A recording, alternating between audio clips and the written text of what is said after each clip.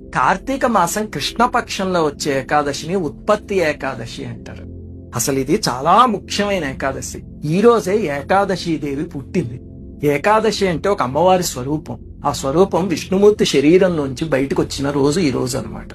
ఒకసారి విష్ణుమూర్తి అలసిపోయి నిద్రలో ఉండగా ఒక రాక్షసుడు ఆయన మీద దాడి చేయబోతే అప్పుడు ఆయన శరీరంలోంచి ఒక దేవతా శక్తి వచ్చి రాక్షసుడిని సంహరించింది.